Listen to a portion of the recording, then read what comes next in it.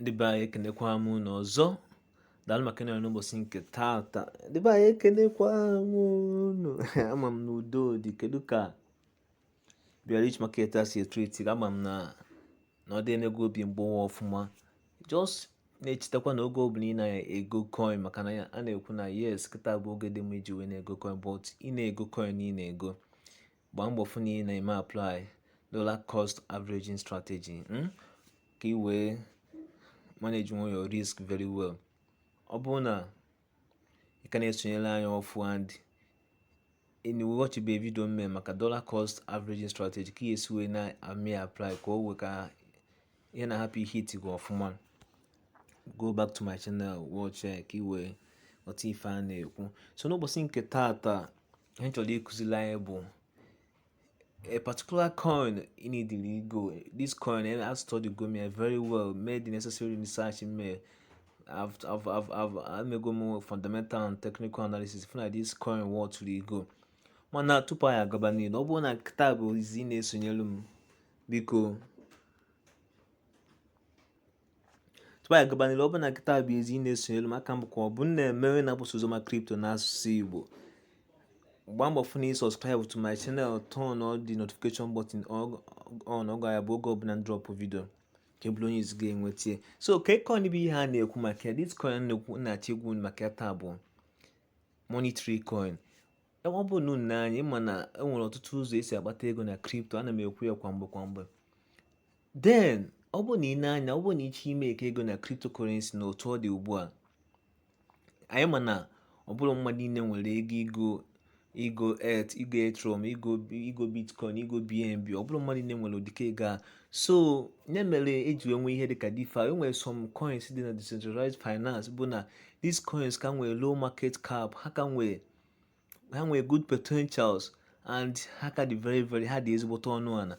Onye mere anyị ji wee na-ego dịka coin a, because ọ bụrụ na ego tinye kịta ọ dị mma, oge bụ ụrọ m ga-ebido, ị ga-anụ ụdị egbe ndị nso ya, ị ga-afụ ka ọ esi wee na-apụ. So but this particular coin na-achọ ikwu maka ya na bụ monetary coin. Ka eme monetary coin ji wee dị mma, ọ bụ na nkwube otu the research is made about this coin, the video ya ete ezigbo oge, but ka n'igwe mpempe, monetary coin bụ a decentralized coin ebe bido na this thing na Binance Smart Chain Network. This coin bụ gamified coin. Then ha na-emekwa a lot of things, ma NFT, ha nwere a lot of things na-eme this coin ji wee dị ezigbote mma.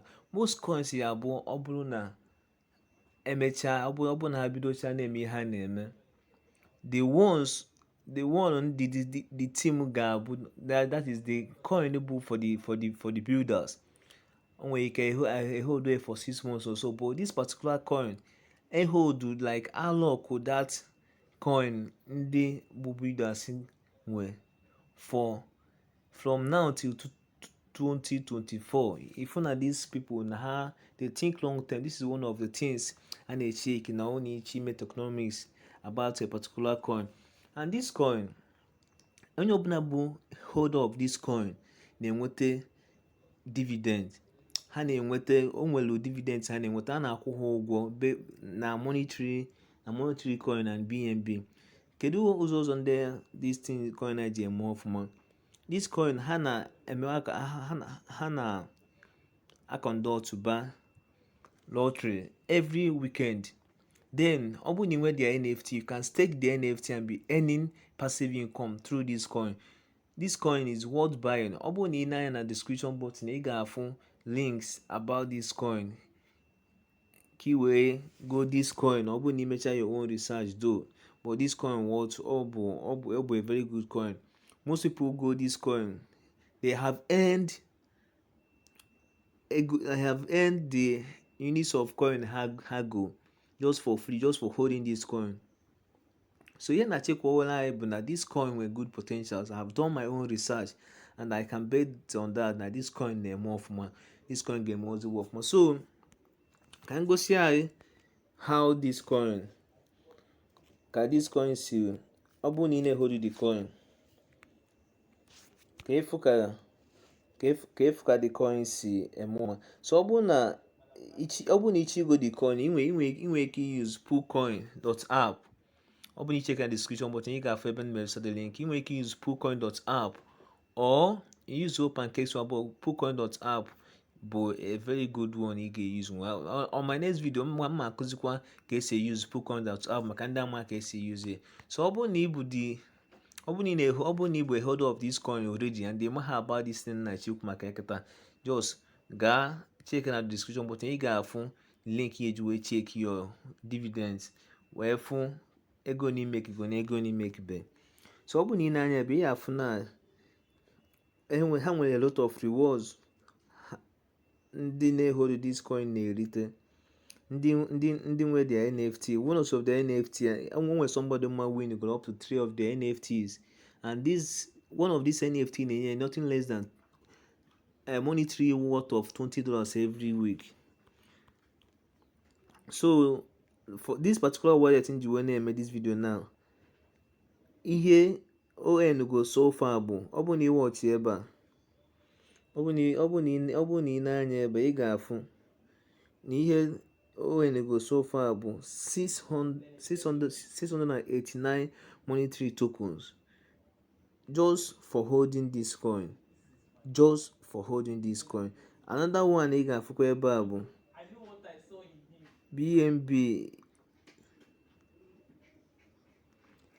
BNB yen go just for holding this coin. ama m na ya afụghị ihe na-achọ igosa, o nwere ka ihe na-asị m. So ihe afụkwa BNB yen go for just for holding this coin. So ihe niile a bụ ihe this coin na-enye ndị na-ehold ya. check the description button na ị ga-aga just do your own research ka if reason ji ekwu maka ihe. So o nwere training na-ekwu, ọtụtụ ndị mmadụ na-asị m kedu ka oge mmemme training all this while. Then enwego training dị ongoing na ndị mmadụ na-register for it. This training ihe ya akụzi na ya bụ about forex trading, DeFi and crypto fundamental and technical analysis. So this training ga-enye gị ihe niile ị need. ọ bụrụ na cryptocurrency ịghọtachabe cryptocurrency ọfụma na ọ ka na-agba na ntị, ọ bụrụ na register for this training a ga-ejide gị n'aka kụziere ihe niile ị kwesịrị ịmụta. Then ọ bụrụkwa na ịmụtago crypto mana no DeFi bụ ihe ị chọrọ ịmụ, DeFi will let you be earn while you are learning. DeFi ga na-enye gị passive income. ọ bụrụ na ị na-achọ ị na-enweta this kind of upgrade dịka coins a na-eme ọfụma na crypto space, coin ya bụ ị na-hold, they will be rewarding you for just holding their coin. ebe a ka ị ga na-enweta those signals and all that. Then ịmụta cryptocurrency, mụta how to navigate your trust wallet and every other decentralized exchange a na-use ọfụma. So this training na-ekwu maka ya bụ training ga-enye gị the thing isi need kwadogo ọfụma ka iwe malụ ka ihe esiwo na maximize your profit in crypto space. ọ bụrụ na ị chọrọ ịdị register for this training, ọ bụrụ na ị na-echeke description button ị ga-afụ nọmba ị ga-eji nweta na WhatsApp. gbaa mbọ fụ na ịkpọtụrụ m. na ọ bụsịkwa na onwe onye ọbụla ịma training na-aga abalị uru, gbaa mbọ fụ na ịgwara onye ahụ ka o register maka na ihe a bụ life changing opportunity. And ego one na charge for this training bụ ego one ị gaghị emenwe imagine, because after this is the first edition m ga-eme official like this. After this first edition, the money agaghị adịzi on na ihe a bụ just achọrọ m ka ndị mmadụ ịchọrọ m inye ndị mmadụ ohere ka ha wee ghọta ihe bụ crypto, ka ha ghọta ihe bụ DeFi, ka ha ghọta ihe bụ forex trading ọfụma. ya bụ hela ekwekwana ka ohala agafee gị. daalụ maka ịnọrọ m n'ụbọchị nke taata. gbaa mbọ fụ na izisara ozi a ka olu onye ọbụla ntị. daalụkwa.